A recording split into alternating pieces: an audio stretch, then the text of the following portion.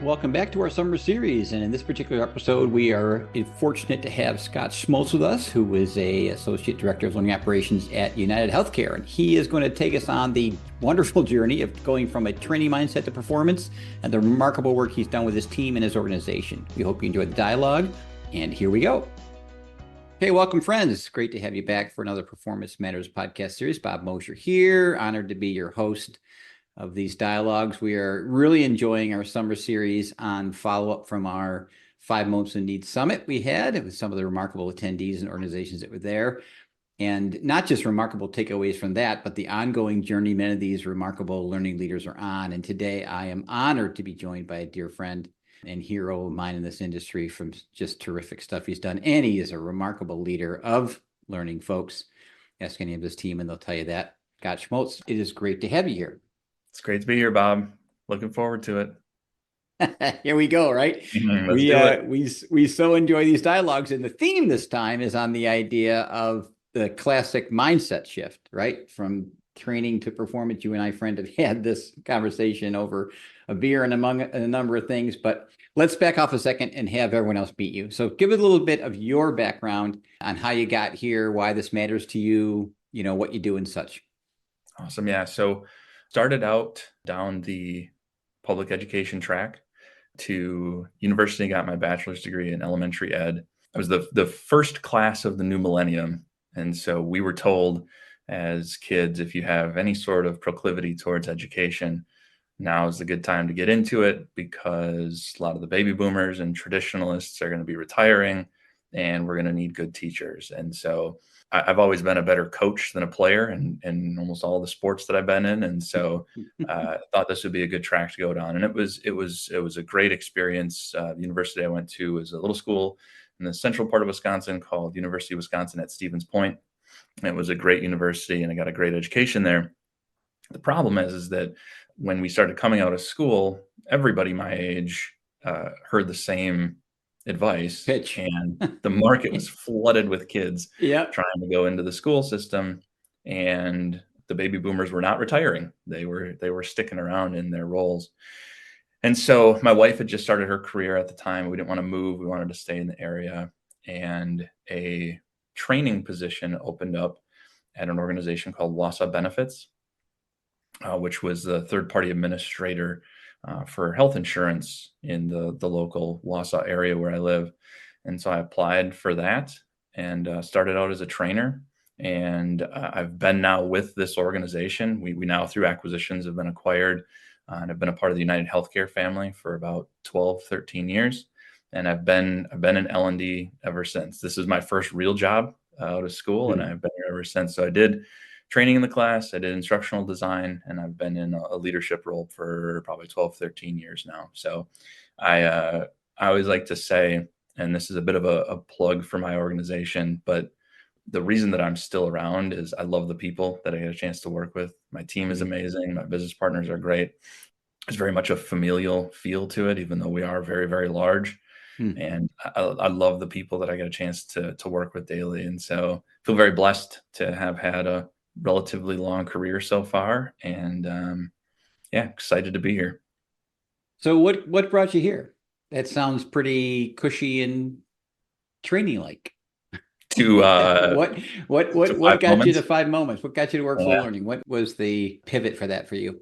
Like a lot of people and a lot of industries, COVID was a big disruptor to industries, and it was for us as well. We were very traditional in nature, instructor led in the classroom. When we were teaching people, we train people to and provide performance support for people to take our member calls and to process medical claims for them.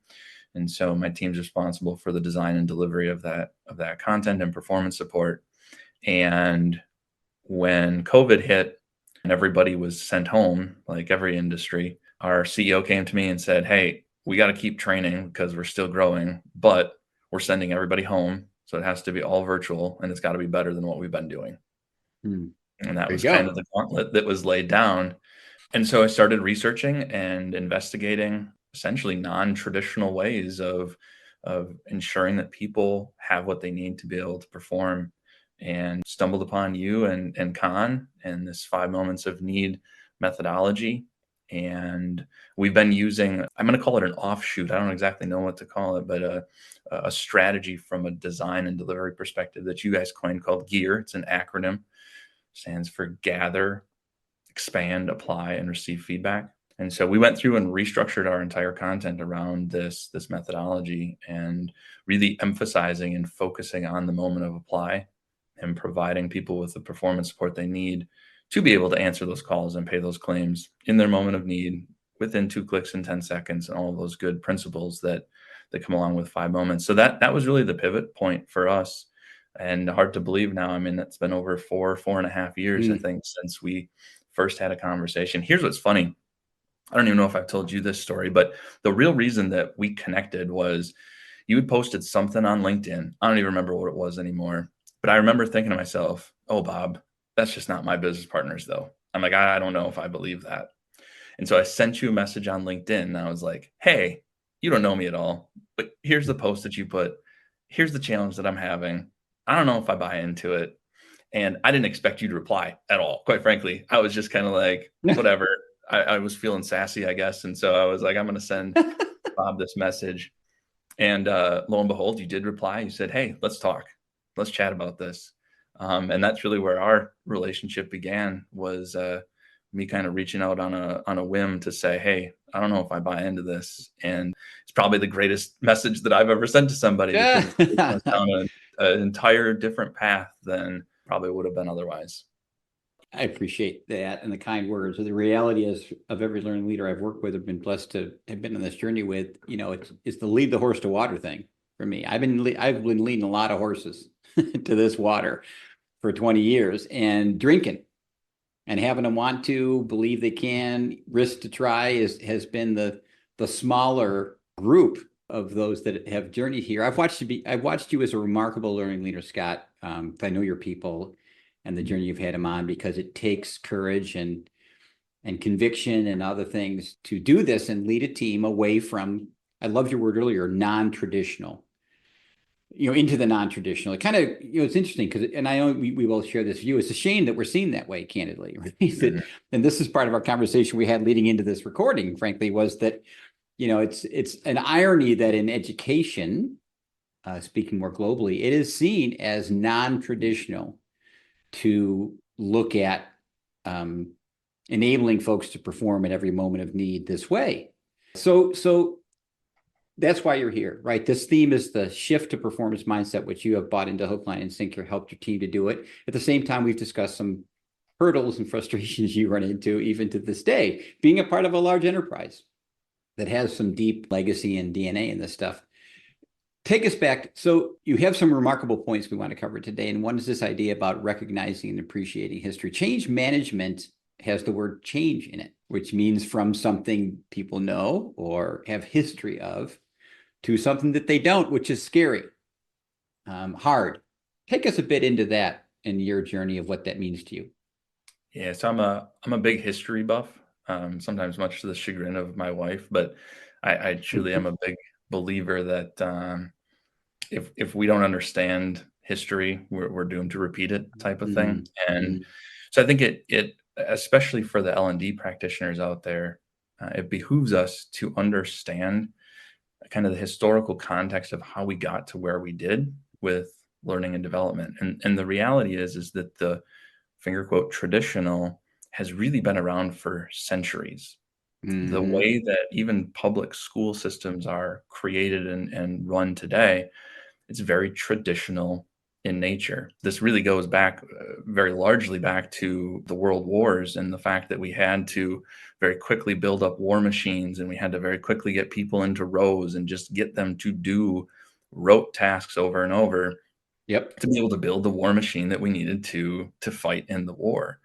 And unfortunately, while that worked really well for wartime, much of our corporate world looked at that and said, hey, that's a pretty good model. We should do that too. Mm-hmm. And so we really have been in this traditional phase for many, many, many years of instructor led, somebody in front of the class, sage on the stage, learning from authority, learning how to answer instead of question, assuming that there's a deficit first before truly understanding what it is that we need to do. All of kind of the traditional paradigms of learning is important for us to recognize and understand. One, because I think it's interesting, but two, we're still dealing with the ramifications of that Mm-hmm. today.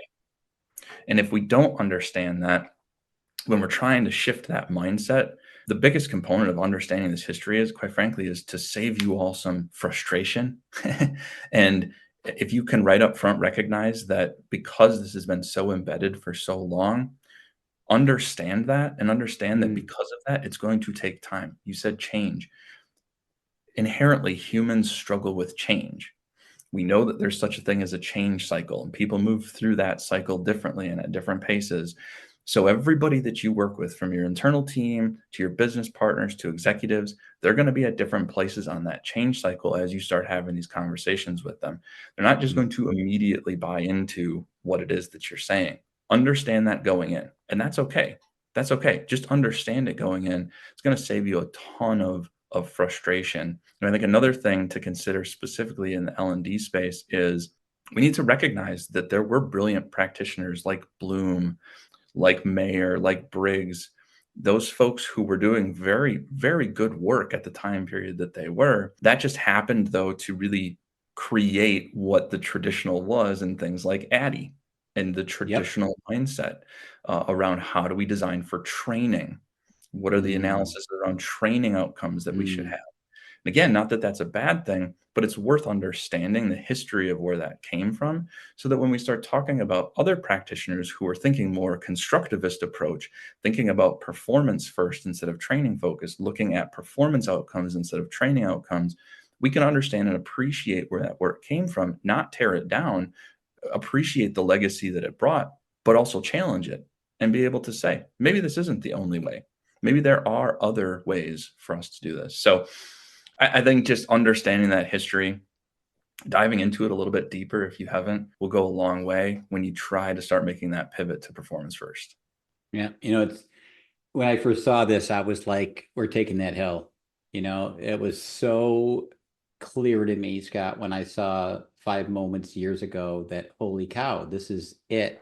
And so I went out, damn the torpedoes, and ran headlong into this issue you just described.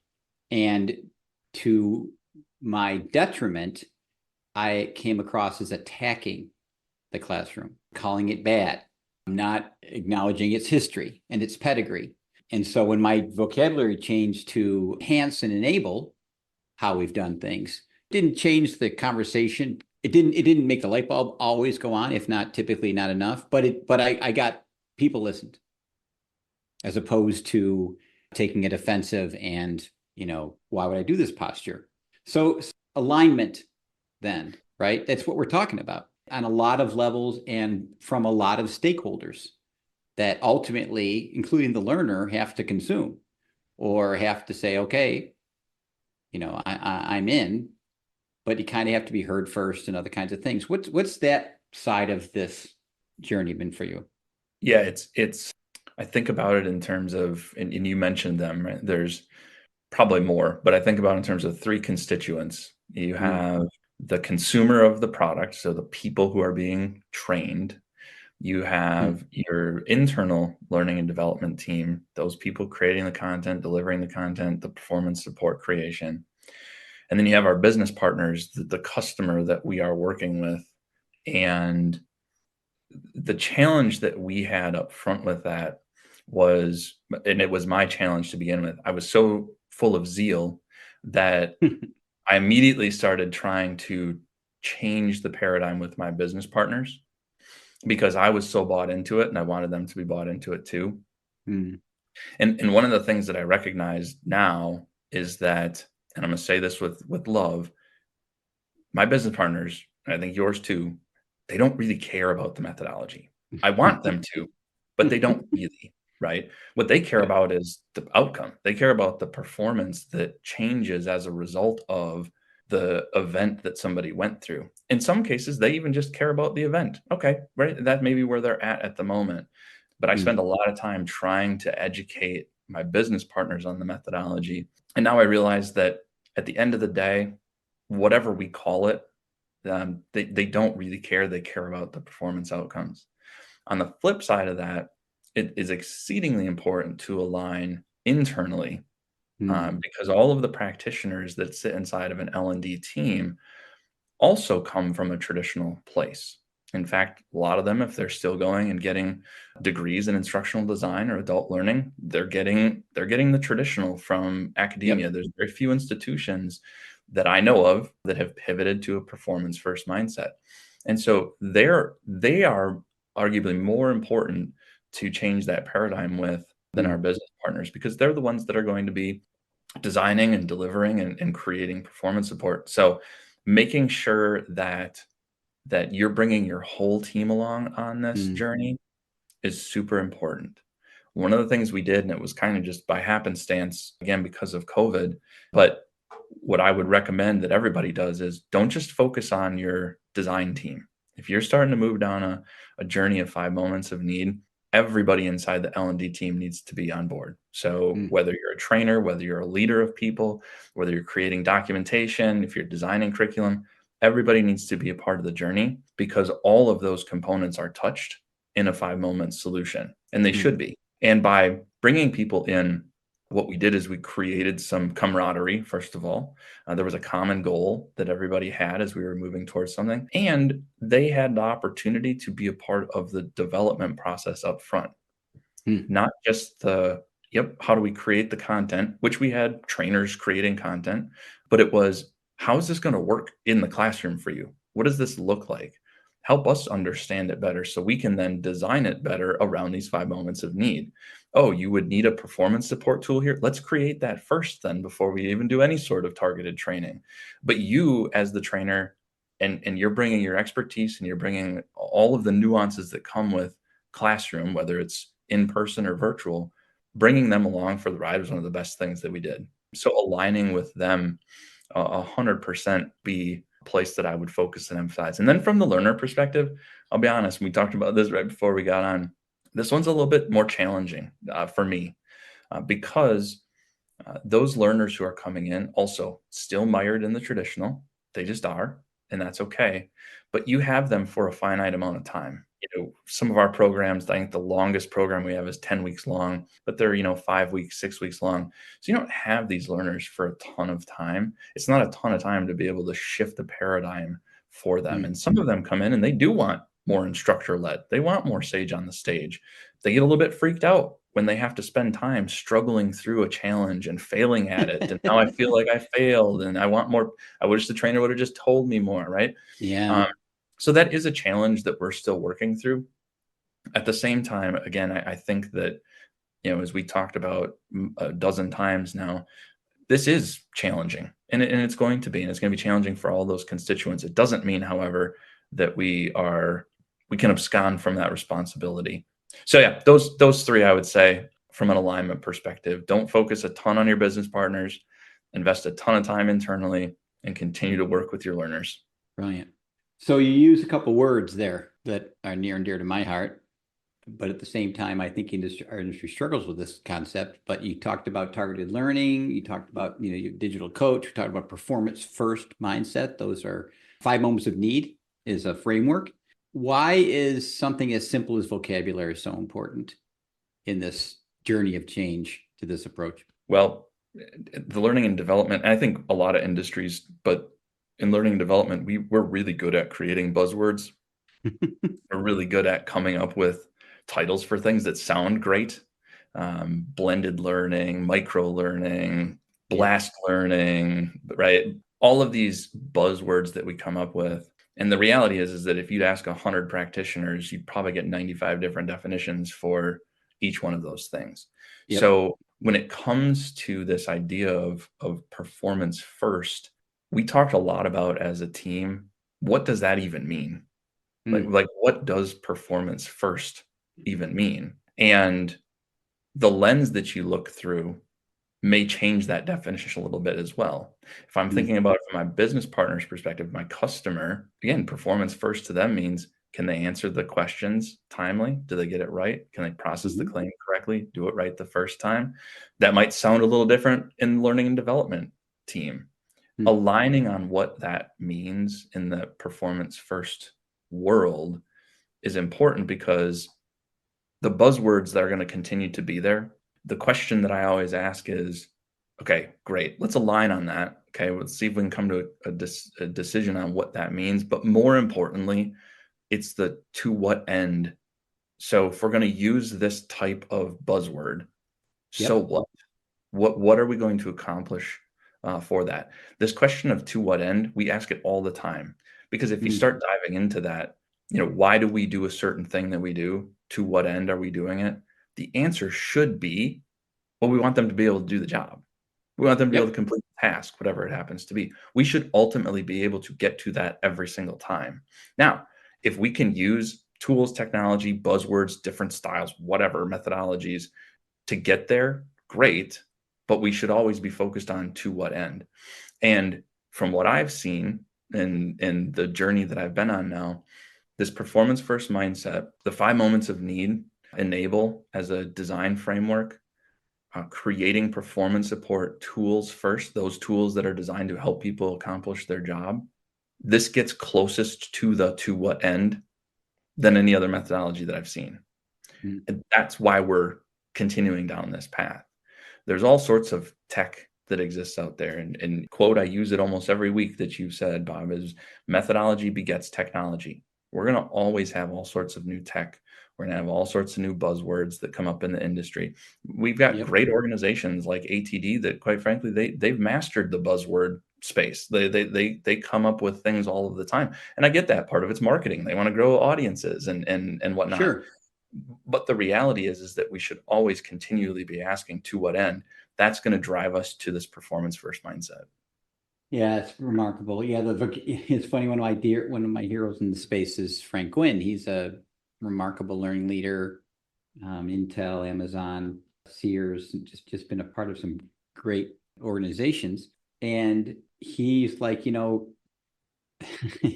with one of his organizations, they just were stuck on e-learning. They just were stuck on it. It was just their, and to your point about the consumer not really caring, frankly, and so he really felt he had to get past that word with another one. And then an interesting pivot on this idea was he said, look, terrific. I'll give you e-learning. It's going to be a digital coach, by the way, as we would call it. And if they questioned it, I just said, well, this is the latest e-learning. I'm the L&D professional. You expect me to be current. This is how we do it now. And they literally, Scott, were like, okay, cool. I mean, it was, but I thought it was an interesting approach to vocabulary because sometimes I think we interpret that as it has to be a new one or it has another buzzword, kind of thing. When we went from EPSS or performance support to digital coach, I got blasted on LinkedIn by someone who said, you're just, pig with lipstick. We did this back in the 90s. Why are you rough? I said, you guys, it's not a rebrand on my part. People happen to want digital coaches and not performance support. When we get in front of a learner or a line of business, they don't want performance support. They want a digital coach. So we'll go with it, right? I mean, that's part of this alignment that you talked about. So, Scott, I love where we're going to go next because it is something I so deeply believe in, but it's this idea about, the show me state, right? Right. In the end, it comes down to vocabulary is obviously key, but then what is that then when that you now called an X or called a Y or called a Z? And we can do PowerPoints. I got a ton of them, but that's not what gets you across the finish line. Go deeper on the show me thing. Yeah, I think, and this is something I'm going to use the word plagued the L&D industry forever. And that's this idea of ROI and showing the value of training Yep. and, what does that actually mean? And the reality is if we want to shift to a performance first mindset, we have to show our constituents why this works. Yep. Again, for my business partners, that's really what they care about. They don't care about the stuff that came before it. They care about what did this actually impact? And so we have to show them. And the great thing about moving into a performance first 5 moment solution is It's built in because we focus on the workflow. The results are found in the workflow. We see the Yep. results of the events or of the performance support when people are in their workflow and can do their task. And so it's built right into the design Mm. of what it is that we do in a 5 moments solution. But it's so important because that, again, if we're going to be about if we're going to be about enabling effective performance while people do their job, we have to be able to show how they are effective at their job. Yep. And one of the things that I know, and we still struggle with this a little bit, and this is not perfect, and it's a bit of a paradigm shift and challenge, which is as the L&D team, we need to take more accountability for the Mhm. performance of people after an event. Yep. Really good at looking at the event, and we can get all sorts of metrics around how they did during the event and engagement and feedback from trainees and all of that stuff. We can even look at some of the performance while they're in class. But what does that mean 6 months from now, 12 months from now, 5 years from now? We do not yet, I don't think, as an L&D industry, take enough accountability in the Mhm. post-training event performance space. That's different.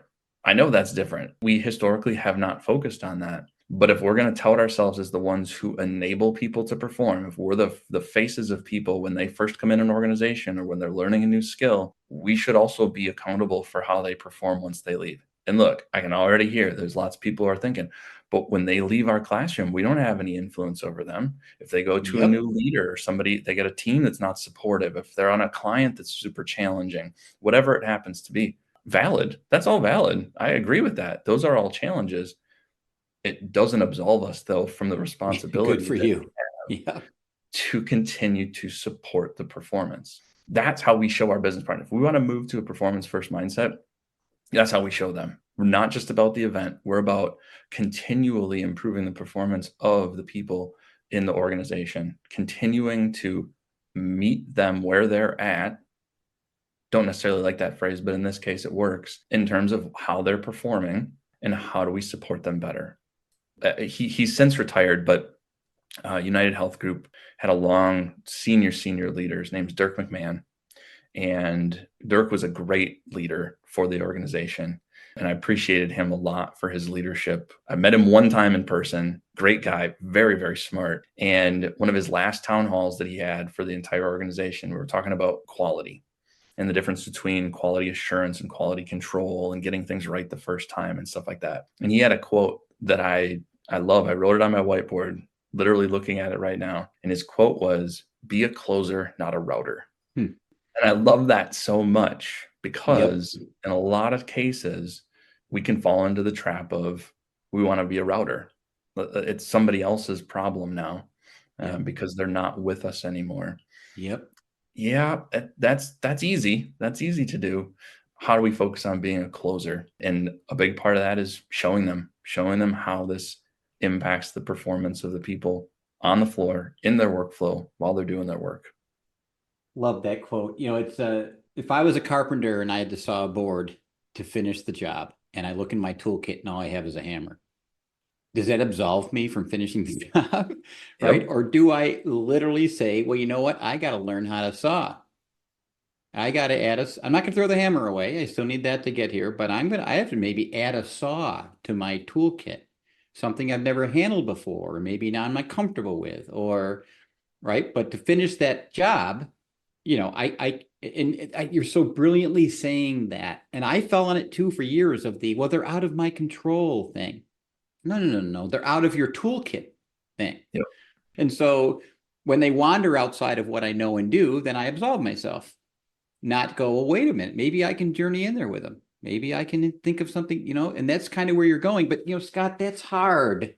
It's let's put a bow around this, right? I told you earlier I was at a recent presentation, and God bless them, but someone in the audience just called it what it was. I'm sure many were thinking, because when I present, a lot of times it's to people that just really maybe had not heard of the 5 moments framework yet, which is hard to believe. But and the wave has crashed on the beach, and they're a little overwhelmed.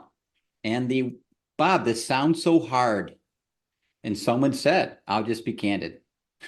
Compared to what I came in here knowing what I just did today, and when I'm going to go back to probably do tomorrow, this sounds really hard.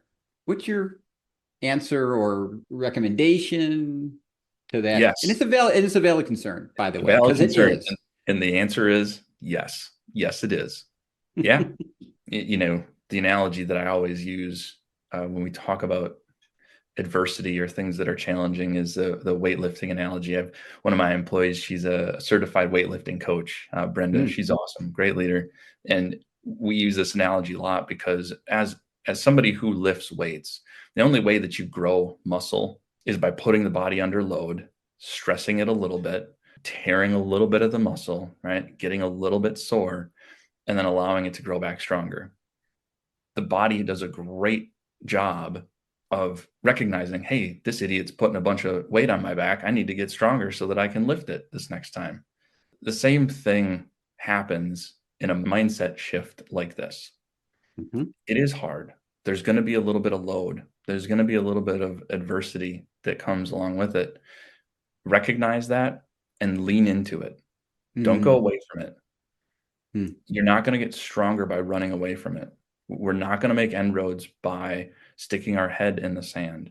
You've got to lean into it. Recognize that there is going to be some of that. I stole this quote from somebody, and I forget who it is now. I steal a lot of quotes from people, but I mm. love it so much. Not everybody that I say it to buys into it.